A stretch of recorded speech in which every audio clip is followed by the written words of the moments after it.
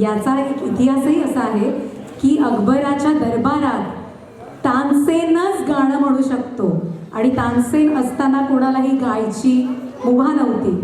तर बिजू बावरा याने चॅलेंज तानसेन अकबराच्या दरबारात आणि त्या संदर्भात हा पूर्ण पिक्चर हा घडलेला आहे बिजू बावरा. तर गोपीजी खूप कौतुक तुमचं, खूपच अवघड अटेम्प्ट केला आणि खूप सुंदर साकारला आहे तुम्ही. एकदा टाळ्या गोपीजींसाठी, खूप छान. तर आपला नेक्स्ट ॲक्ट आहे ते आता मुलं सांगतीलच. So let's give a big round of applause for Aryan and Adira.